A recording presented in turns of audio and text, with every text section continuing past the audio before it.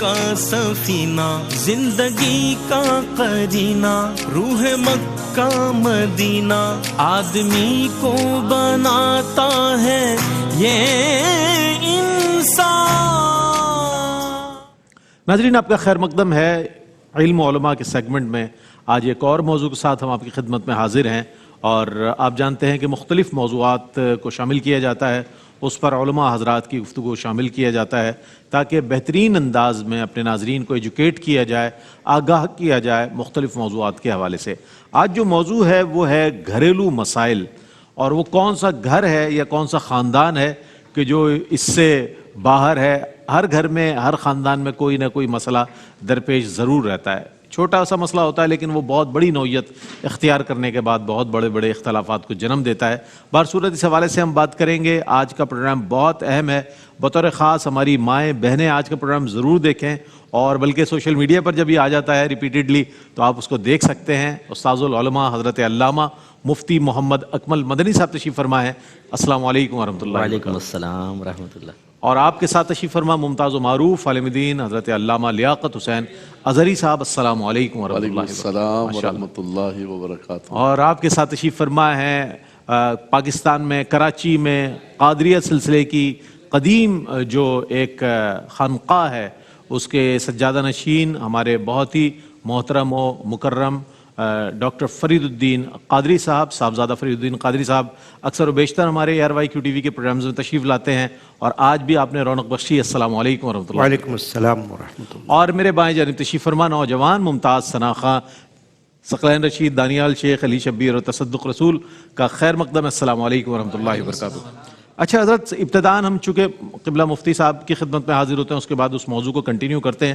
میں یہ جاننا چاہوں گا اس مرحلے پر کہ جوائنٹ فیملی سسٹم کے حوالے سے بڑی باتیں کی جاتی ہیں، اسلام کیا کہتا ہے اس حوالے سے؟ کیا کوئی ایسی پابندی ہے کہ نہیں جناب جوائنٹ فیملی سسٹم ہی میں رہنا ہے؟ کیا احکامات ہیں، کیا اس حوالے سے؟ اعوذ باللہ من الشیطان الرجیم، بسم اللہ الرحمن الرحیم۔ اگر ہم دور نبوی صلی اللہ علیہ وسلم کو دیکھیں تو چونکہ اس زمانے میں مکان ہی بہت ہی مختصر سے بنائے جاتے تھے حجم کے اعتبار سے، اگرچہ عظمت کے اعتبار سے آج کی بڑی بڑی بلڈنگوں سے وہ افضل اور اعلیٰ ہیں، تو اس میں ایسے ہی ہوتا تھا کہ جب بچے کی شادی ہوتی تو اس کا الگ گھر ہوتا تھا اور وہ اس میں رہتا تھا۔ لیکن اس اعتبار سے کہ اجسام یا ابدان متفرق تھے، لیکن وہ اس طرح کلوز تھے رشتہ داری کے اعتبار سے، صلہ رحمی کے اعتبار سے، کہ دور رہنے کے باوجود بھی ایک جوائنٹ فیملی محسوس ہوتے تھے۔ پھر جیسے جیسے تغیر زمانہ ہوا تو پھر لوگوں کے ہاں یہ رہائش میں تبدیلی ہوئی، اور جوائنٹ فیملی کا وہ تصور آیا کہ ایک ہی بلڈنگ کے اندر یا ایک ہی پورشن کے اندر مختلف کمروں میں 2-3 بھائی مختلف فیملیز رہ سکتی ہیں۔ تو اولاً تو اس کا مطلب یہ ہوا کہ جوائنٹ فیملی سسٹم کا ابتدائی اسلام میں کوئی تصور نہیں ہے، لیکن بعد میں ہے۔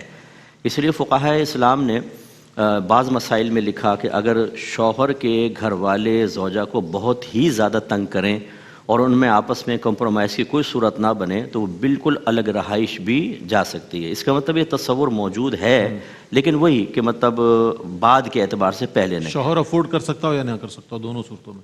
جی، شوہر اصل تو جو الگ رہائش کا تصور ہے نا، وہ یہ ہے عورت کو کہ شوہر اپنے گھر میں ہی، یعنی جو پورا اس کا جوائنٹ فیملی ہے، اس میں ایک روم اگر دے دیتا ہے کہ وہ اندر سے کنڈی لگا سکتی ہے، اپنے پرائیویسی کی حفاظت کر سکتی ہے، اور جب کبھی وہ میکے جائے تو باہر تالا لگا کر جا سکتی ہے، جو اگر لگ جائے تو سانس نہیں چھوڑے گی اس کو، بولتے چور سمجھتی ہے ہمیں، تالا لگا کر جاتی ہے۔ سوال یہ پیدا ہوتا ہے آپ نے چیک کیوں کیا تھا کہ تالا لگا کر گئی ہے؟ یہ بھی قابل توجہ بات ہے۔ تو بہرحال یہ اگر افورڈ کر سکتا ہے تو الگ بھی ہو سکتے ہیں، اور آج کل کے دور کے اعتبار سے بھی اگر پورے فیملی 4-5 فیملی رہ سکتی ہیں، لیکن بیٹا بغیر کسی قلبی رنجش کے والدہ کو راضی کر کے اجازت لے کے الگ رہائش رکھے تو کوئی گناہ نہیں ہوتا۔ ہمارے ہاں یہ مطلب ایک عجیب تصور قائم ہو گیا ہے کہ وہ پہلے تو جیسے شادی ہونے لگتی ہے تو کچھ بڑی بوڑھیاں آ کر وہ ماں کو سمجھانے لگتی ہیں کہ ذرا ہوشیار رہنا، آج کل کی لڑکیاں بہت تیز ہیں، یہ سوشل میڈیا اور ڈرامے ورامے دیکھ کے تیز ہو چکی ہیں۔ پھر وہ بھیانک سا تلخ جو تجربات ہوتے ہیں، ان کے مشاہدات بلکہ کہیں، وہ بیان کرتی ہیں کہ فلاں کے بیٹے کی شادی ہوئی تھی، بیوی لے اڑی، فلاں کی شادی وہ بھی، تو وہ ماں ہولنا شروع ہو جاتی ہے اور وہ پہلے ہی کہتی ہے کہ بھائی میں نہیں جانے دوں گی علیحدہ۔ تو اگر بچہ علیحدہ ہو بھی جاتا ہے لیکن اس کو شرعی لحاظ سے اس کی تربیت ہے اور وہ گھر میں آتا ہے، ماں باپ کا حق پورا کرتا ہے، اس میں کوئی حرج نہیں ہے۔ اللہ تعالیٰ نے جیسے فرمایا وَاعْتَصِمُوا بِحَبْلِ اللَّهِ جَمِيعًا وَلَا تَفَرَّقُوا، اس کا شان نزول علیحدہ ہے، اس کے مقصود علیحدہ ہیں، لیکن اس کا حکم بہت عام رکھا گیا کہ اگر سب مل کر رہ سکتے ہوں تو بہت ہی اچھا ہے. جیسے کہ آپ کے کویشچن میں ہے کہ فوائد اور نقصانات کیا ہیں، تو فائدے بھی اس کے بہت سارے ہوتے ہیں کہ آپ جب جوائنٹ فیملی میں رہتے ہیں تو چور یا ڈاکو اترتے ہوئے گھر میں آتے ہوئے گھبراتے ہیں. اس کے علاوہ ایک مضبوطی نظر آتی ہے، تو کبھی جو محلے والے ہوتے ہیں وہ بھی ذرا بات کرتے ہیں، 4-5 بھائی رہتے ہیں، سناؤ کہ جھگڑا وگڑا ہو سب مل کر آ جائیں گے، تو یہ بھی ایک پروٹیکشن ہوتی ہے. پھر اخراجات میں کمی آ جاتی ہے، اگر ایک ہی میٹر لگا ہوتا ہے سوئی گیس کا یا بجلی کا تو وہ شیئرنگ میں بہت آسانی ہو جاتی ہے. اسی طرح قربانی وغیرہ کرتے ہیں تو پھر وہ ایک گائے لے آتے ہیں، اس میں بہت آسانی ہو جاتی ہے. اس کے علاوہ پھر اگر واقعی دلوں میں پیار محبت ہے تو پھر ایک بہت ہی پیارا ماحول ہوتا ہے. افطار میں پورا خاندان بیٹھا ہو، ماں والدہ ہیں، بہویں ہیں، تو ایک بہت ہی پیارا ماحول ہوتا ہے. جی ہاں، پھر ایک دوسرے کے کو سپورٹ ملتی ہے کہ ایک بھائی اگر بیمار ہو گیا دوسرا بھائی سنبھال لے گا، ایک باہر چلا گیا اس کی فیملی کو سنبھال لیتے ہیں. ایک دفعہ میرے ساتھ ایسے ہوا، میں کہیں گیا ہوا تھا تو ہمارے بھائی نیچے رہتے تھے، میں اوپر پوشن میں رہتا تھا، تو وہ بچے کے چوٹ لگ گئی. اب میں تو تھا نہیں، اس کا سرور پھٹ گیا تھا، تو وہ بھائی لے کے چلے گئے. تو یوں ہوتا ہے کہ پھر بڑی سپورٹ ہوتی ہے، مورل سپورٹ حاصل ہو جاتی ہے.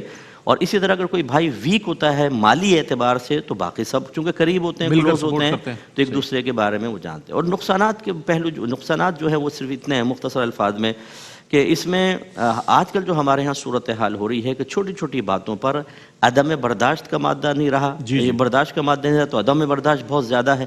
اور پھر مطلب یہ ڈرامے وغیرہ نے ہماری بہنوں کے ذہنوں کو خراب کر دیا ہے. اور پھر کچھ لوگ ایسے ہوتے ہیں جو اطراف میں آ کر نہیں چاہتے کہ یہ مل کر ایک خوشحال فیملی ہو. وہ جب آ کے عورتیں اس طرح کی جو جیلس عورتیں ہوتی ہیں مشاہدہ کرتی ہیں نا کہ سب مل کر، کسی کے چہرے پہ غم نہیں، صدمہ نہیں، ٹینشن نہیں، کوئی منہ بنا کر نہیں بیٹھا، وہ کہتی ہیں یہ کیا چکر ہے، تو اس کو خراب کرو. پھر وہ کرتی ہیں خراب، کارروائی شروع ہوتی ہے. پھر نتیجہ کیا نکلتا ہے، میں نے دیکھا ہے کہ نفاق پیدا ہوتا ہے. بہو آ کے کہہ رہی ہوتی ہے امی جان ساس کو، امی جان چائے بناؤں آپ کو، دل دل میں کہہ رہی ہوتی ہے بڑھیا منع تو کرے گی نہیں، منع نہیں کرے گی. اور ساس بھی کہتی ہے ہاں لاؤ میرے لیے اور بسکٹ بھی لے کر آؤ، اور ایسا کرنا کہ ذرا وہ بھی تھوڑا چیز بھی بنا دینا، پکوڑے بھی بنا دینا ساتھ میں. ساس بھی کہتی ہے آ جب میں تجھے بتاتی ہوں. اور پھر وہ ساس جو ہوتی ہے وہ یہ میری بہو ہے ماشاءاللہ بیٹی ہے، اور دل دل میں کہہ رہی ہوتی ہے بھی چلے جائیں پھر میں تجھے بتاتی ہوں ذرا.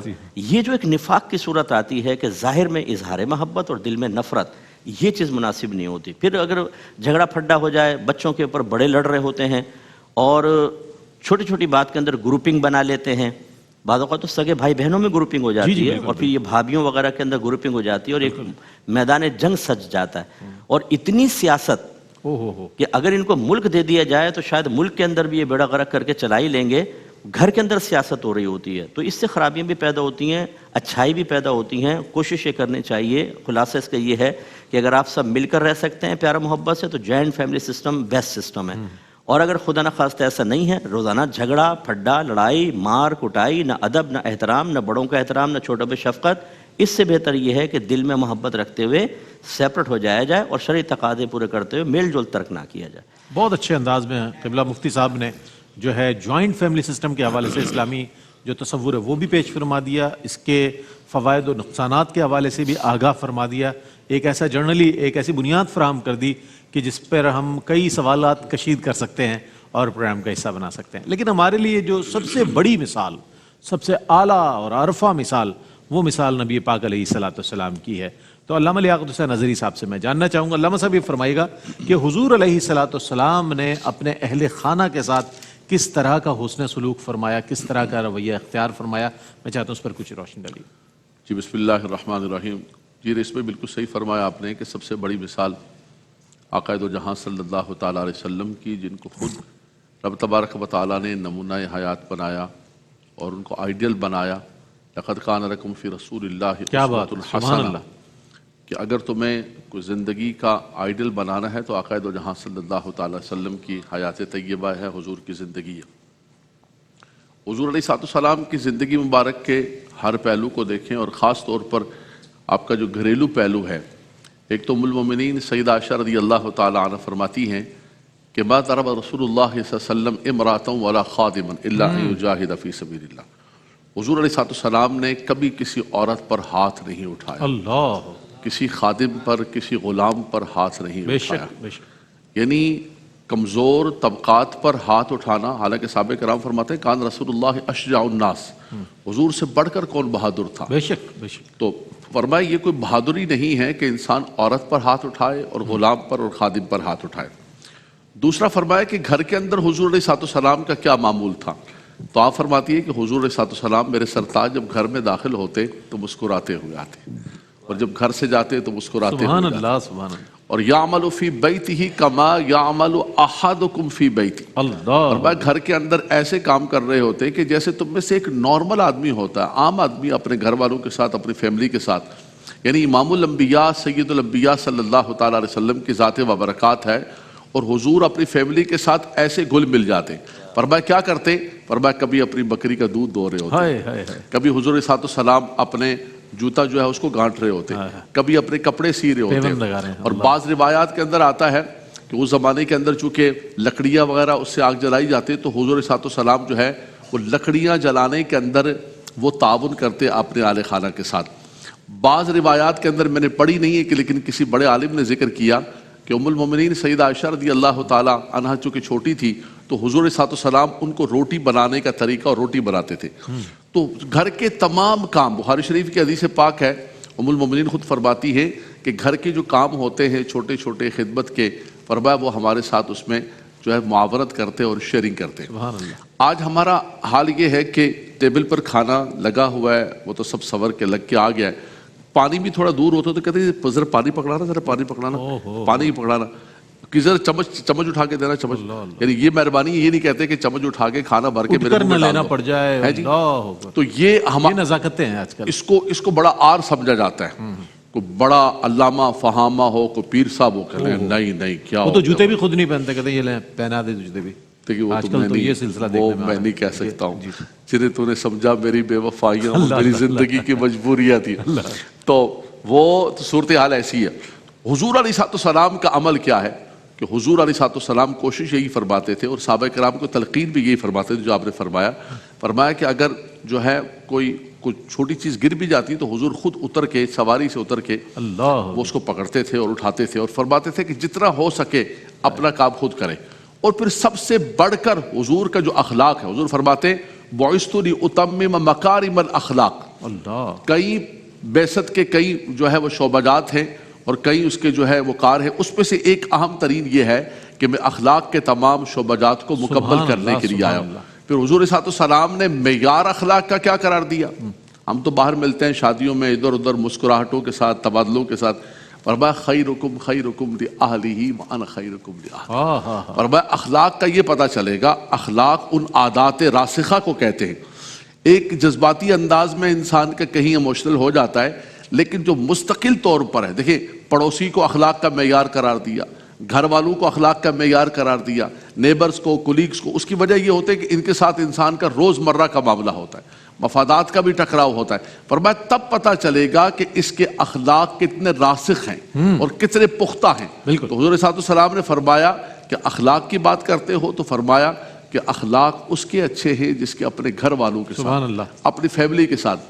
باہر آپ بہت صاحب اخلاق ہیں، بڑے مشہور ہیں کہ بڑے ملنسار ہیں، بالکل چولی ہیں، بالکل جو ہے اور مرنج شخصیت ہے، لیکن گھر کے اندر جیسے داخل ہوں تو ماں بولے بچوں کو کہ پیو آ گیا توڑا پیو آ گیا شیر آ گیا ہے جی.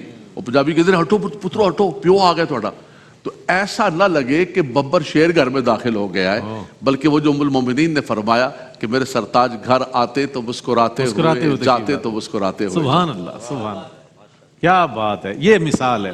اور سرکار علیہ الصلوۃ والسلام گھر کے امور میں، بلکہ یہ تو گھر کے امور کے علاوہ آپ کی جو خادمہ ہے حضرت ام ایمن حبشیہ رضی اللہ تعالی عنہا، ان کے بھی کاموں میں سرکار علیہ الصلوۃ والسلام ان کا ساتھ دے دیا کرتے، ان کا ہاتھ بٹا دیا کرتے. تو اتنی عظیم مثال ہے ہمارے سامنے. پھر نہ جانے ہم کس سوچ میں ہیں، کس خیال میں ہیں کیسا، جبکہ سب سے بڑی کائنات کی ہستی جو ہے ان کی زندگی کا یہ احوال ہے جو روشن ہی روشن ہے ہمارے لیے، جس میں بالکل لائن آف ڈائریکشن بالکل کریکٹ ہے. ایک مختصر سا وقفے کے بعد لوٹتے ہیں، ہمارے ساتھ رہیے گا. رحمتوں کا مہینہ، عظمتوں کا سفینہ، زندگی کا قرینہ، روح مکہ مدینہ آدمی کو بناتا ये इंसान। जी जनाब, आपका खैर मकदम है। आज घरेलू मसाइल पर बात हो रही है और आप जानते हैं कि घरेलू मसाइल में जो नाइत्तफाकी के असबाब और घर के माहौल को ख़राब करने के असबाब बनते हैं, उसमें एक गुस्सा, चिड़चिड़ापन भी है। जाहिर है वो फ़िक्र मुआश के सबब भी हो सकता है, बाहमी रंजिश के सबब भी हो सकता है, बहुत सारे उसके असबाब हो सकते हैं। तो ये जो गुस्सा और चिड़चिड़ापन है, ये जो घर के माहौल को बर्बाद करता है, अमन को बर्बाद करता है, इस हवाले से हज़रत पीर तरीक़त साहबज़ादा फ़रीदुद्दीन क़ादरी साहब हमारे साथ मौजूद हैं। क्या फरमाएंगे क़िबला इस हवाले से? बिस्मिल्लाहिर्रहमानिर्रहीम। अच्छा उन्वान है आज के बात यह है कि चिड़चिड़ापन जो है वो अगर देखा जाए तो अखलाक के मुनाफी है, क्योंकि जब चिड़चिड़ापन आ जाता है, वो घर में हो या बाहर भी हो कहीं भी, तो उसमें बहुत सी बदअखलाकियाँ भी रूनुमा होती हैं, क्योंकि आपकी गुफ्तगू जो है वो आपकी अक्कासी करती है कि आप किस तरीके से बातचीत करते हैं, किस तरीके से आप रवैया अख्तियार करते हैं। बिल्कुल ऐसा ही है। वो घर में हो या बाहर हो, दोनों तरीक़ों से देखा जाता है। अब चिड़चिड़ेपन की भी मुख्तलिफ़ वजूहात हो सकती हैं, जैसा कि आपने अभी इशारा भी किया। घर के अंदर रहते हुए एक शौहर भी है, एक बीवी भी है और फिर बच्चे भी हैं। अब इन आपस में इनका जो रवैया होगा वो अगर बहुत अच्छा रहेगा तो घर का माहौल बहुत अच्छा रहेगा, और अगर इनमें से किसी के अंदर भी कोई चिड़चिड़ापन पैदा हो जाए, जिसको हम अंग्रेजी में डिप्रेशन भी कह सकते हैं, फ्रस्ट्रेशन, एंग्जाइटी भी, फ्रस्ट्रेशन भी कह सकते हैं, वो मुख्तलिफ किस्म की बात हो सकती हैं। लेकिन एक बार अगर चिड़चिड़ापन पैदा हो जाए तो ज़ाहिर है कि घर के अंदर रोज़ाना की, जिसको आप चिक चिक कहें, वो हो सकती है, और घर में जो खुशगवार माहौल है वो मुतासिर होता है। और घर के लिए ज़रूरी है कि आपस के अंदर खुशगवार रवैये, खुशगवार माहौल हमेशा बरकरार रहे। बिल्कुल बिल्कुल। अब देखिए, एक वजह तो ये हो सकती है कि इंसान है जो शौहर का काम है बाहर रोज़गार के लिए जाना। मेरे पास अक्सर मसाइल आते हैं, मेरी पब्लिक डीलिंग रहती है, रोज़ाना में रहती है। अब उसमें यह भी होता है कि एक शख्स है वो रोज़गार के लिए बाहर जाता है, कोशिश तो बहुत करता है, लेकिन उसको रोज़गार मिलता नहीं है। तो कभी कभी ऐसा होता है कि मेरे पास ये मसला भी आता है कि साहब रोज़गार नहीं मिल रहा है, और जब घर में जाओ तो बीवी बच्चे दोनों मेरे ऊपर चढ़ाई कर लेते कि साहब वो पैसे लाओ, पैसे लाओ। तो मैं उनको ये कहता हूँ कि देखिए, अगर आप खुद रोज़गार तलाश ना कर रहे हो तो समझ में आती है कि आपके साथ कोई इस तरह का रवैया अख्तियार। लेकिन अगर आप रोज़गार तलाश कर रहे हैं और फिर अगर आपको रोज़गार नहीं मिल रहा है तो सब्र इख्तियार करना चाहिए। अगर घर के अंदर ये माहौल पैदा होगा कि बीवी भी और बच्चे भी पड़ जाएंगे पीछे, बीवी शौहर के पीछे, बच्चे बाप के पीछे, तो ज़ाहिर है वो चिड़चिड़ापन पैदा होगा और उसकी वजह से बदअखलाकी भी हो जाएगी, ज़बान से कुछ ना कुछ निकलेगा और फिर उससे घर का माहौल जो ख़राब होगा। तो एक तो ये बात है। दूसरी बात ये है कि जब शौहर या बीवी में दोनों में बुढ़ापा आ जाता है तो उसकी वजह से भी कुछ चिड़चिड़ापन के असरात रूनुमा हो सकते हैं। फिर उसमें एक दूसरे को झिड़कना, बल्कि औलाद बाज़ दफ़ा माँ बाप को झिड़क देती है। हालांकि कुरान मजीद में मुफ्ती साहब तशरीफ़ फरमाए वला तनहरहुमा के अल्फाज आए साफ कि उनको झिड़को भी मत। अब बाप को कोई बेटा झिड़क रहा है या बेटी झिड़क रही है, माँ को झिड़क रही है, तो ये तो फिर बेअदबी है और खिलाफ शरा है।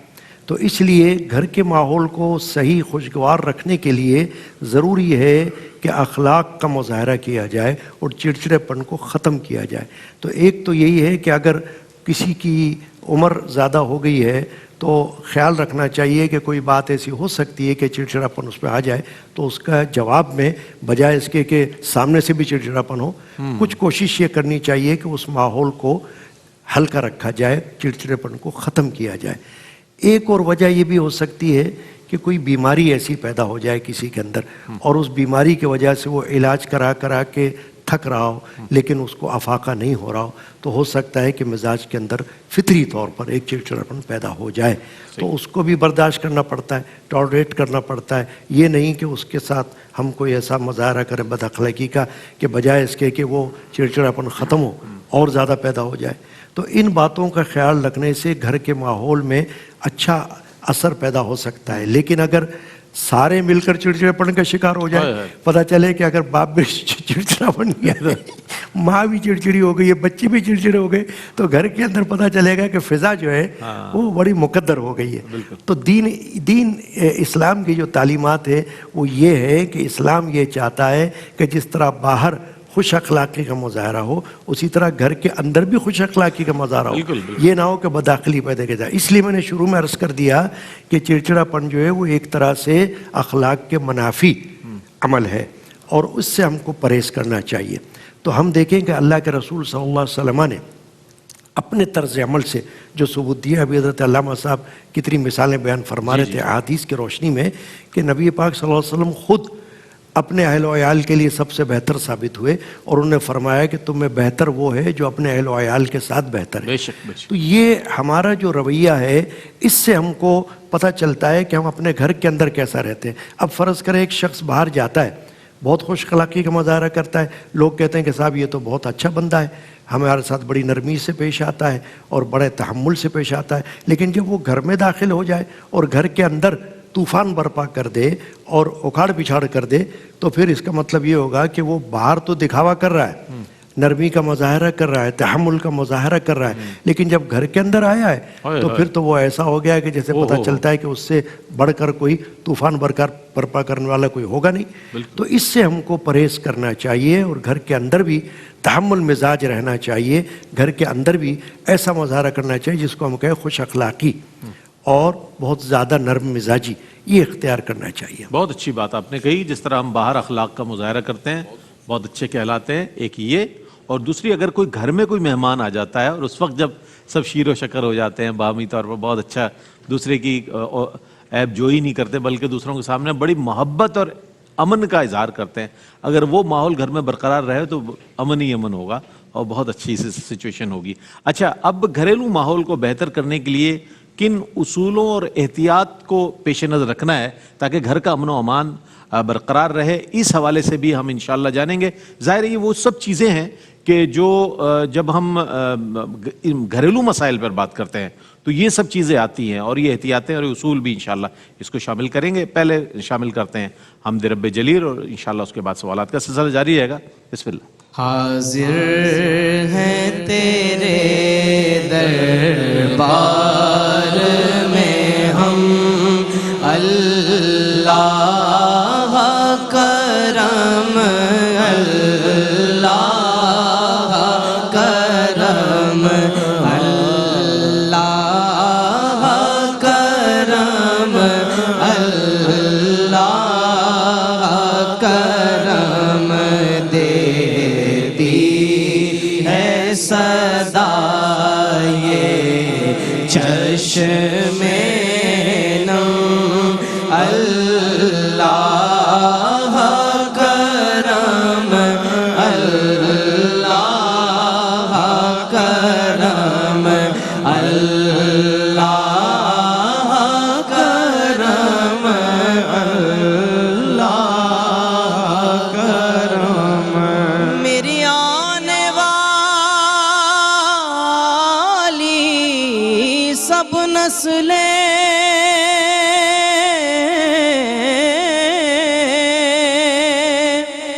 तेरे घर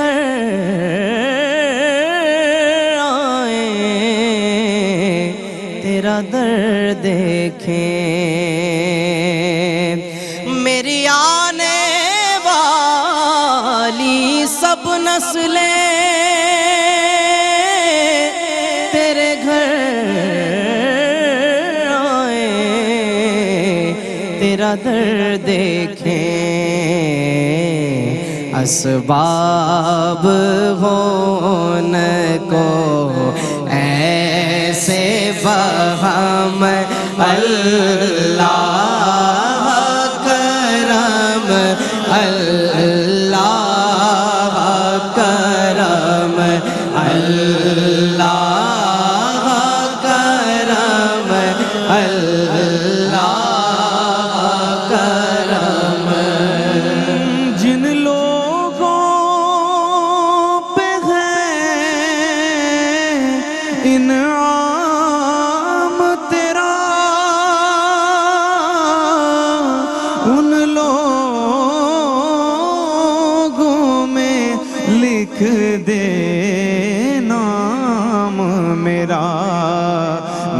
محشر میں میرا رہ جائے کرم اللہ کرم اللہ کرم اللہ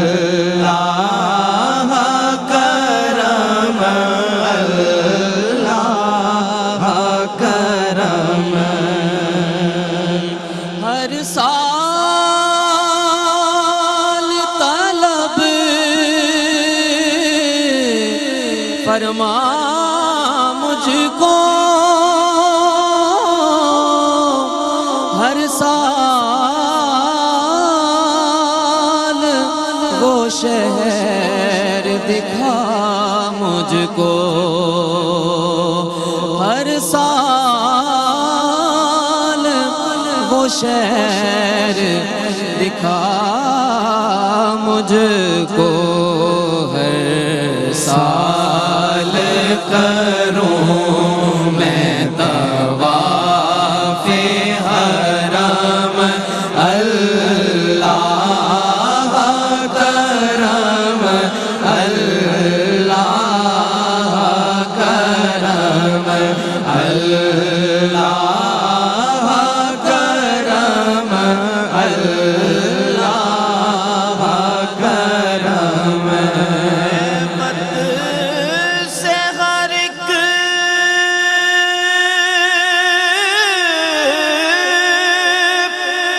گردن خم گئے ہر آنکھ ندامت سے نم ہے بت سے ہر ایک گردن خم ہے ہر آنکھ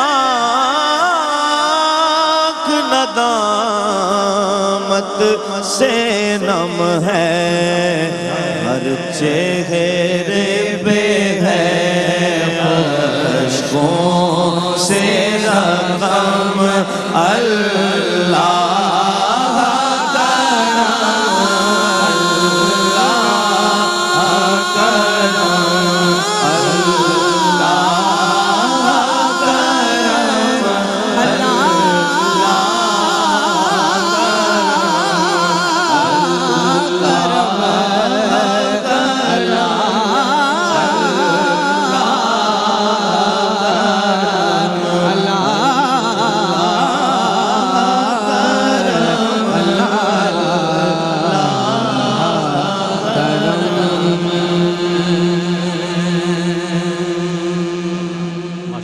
سید سبیع الدین سبیع رحمانی صاحب کا پڑھا ہوا اور لکھا ہوا کلام پیش کر رہے تھے، حمدیہ کلام۔ اچھا، لوٹتے ہیں اپنے موضوع کی جانب، گھریلو مسائل۔ قبلہ مفتی محمد اکمل مدنی صاحب کی خدمت میں یہ سوال بار دیگر پیش کر رہا ہوں۔ حضرت یہ فرمائیے گا کہ گھریلو مسائل کو بہتر بنانے کے لیے کن اصولوں کو اور کن احتیاطوں کو پیش نظر رکھا جائے کہ گھر کا ماحول بہتر رہے؟ جی دیکھیں، گھر کے ماحول کو اچھا کرنا ہے تو جتنا گھر کے ماحول کو بری کرنے والی چیزیں ہیں ان کو دور کر سکیں کریں۔ مثلا سب سے پہلا ہے شریعت سے ناواقفی۔ کل بھی ہماری بات ہوئی تھی کہ ہمارے گھروں میں اکثر جھگڑا حقوق کے بارے میں ہوتا ہے، حالانکہ ان کو خود نہیں پتہ ہوتا کہ شریعت ہمیں یہ حق دے رہی ہے یا نہیں۔ بعض اوقات ساس جو ہوتی ہیں وہ بہو سے ایک ایسی چیز کی توقع کر رہی ہوتی ہیں جو شریعت نے بہو پر لازم نہیں کی ہوتی، اور جب ان کی توقعات پوری نہیں ہوتی تو وہ بیٹے کو پھر یوز کرتی ہیں as a tool, pressure tool کے طور پر کہ بھئی تم جا کر۔ اور ایموشنل تو ہماری بہنیں برا نہ مانیں، ایموشنل کرنا بڑا آسان ہے، 2 آنسو نکالیں تو بیٹا میری امی کی آنکھوں میں آنسو آ گئے۔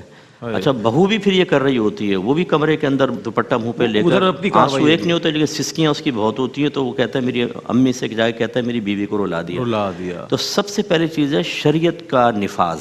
اپنے گھر کے دروازوں کو کھول دیں، ہر ایک کو پتہ چلے کہ اللہ اس کے رسول نے ہمارے لیے کون سی باؤنڈریز قائم کی ہیں، اگر آپ اس کو پھلانگ جائیں گے تو آپ خلاف شرع امر کے مرتکب ہوں گے۔ اور میں پھر دائرہ ادب میں بھی باپ ہوں اور شاید میرے بچے بھی دیکھ رہے ہوں گے، لیکن بہرحال میں شریعت بیان کرتا ہوں کہ ماں باپ ہونے کا مطلب یہ نہیں ہے کہ آپ اپنی اولاد کے درمیان جیسا مرضی ناروا سلوک کریں اور آپ کی میدان محشر میں گرفتی نہیں ہوگی، یہ کسی حد قرآن یا حدیث کے اندر نہیں ہے۔ ہاں بچوں کو احتساب کرنے کا بالکل اختیار نہیں ہے، لیکن ماں باپ کو سوچنا چاہیے۔ دوسری چیز جو ہے وہ غلطی پر معاف کر دینا۔ ہمارے ہاں یہ نہیں ہوتا، بعض اوقات شوہر سے غلطی ہوتی ہے تو بیوی سالہ سال اپنے دل میں وہ رکھتی ہے، ایسی کوئی بیوی سے غلطی ہو جائے تو شوہر اس کو دل سے نکالنے کے لیے تیار نہیں ہوتا، اور یہی باتیں جب نکلتی نہیں ہیں دل سے تو کبھی بھی کوئی اونچ نیچ ہوتی ہے تو شیطان ان پرانی باتوں کو یاد دلاتا ہے اور ایک دفعہ نیا جھگڑا ہو جاتا ہے۔ اگر آپ اجازت دیں تو مفتی صاحب کا انشاءاللہ کنٹینیو رہے گا جواب۔ ایک مختصر سا وقفہ، لوٹتے ہیں وقفے کے بعد ہمارے ساتھ رہیے۔ عظمتوں کا مہینہ، عظمتوں کا سفینہ، زندگی کا قرینہ، روح مکہ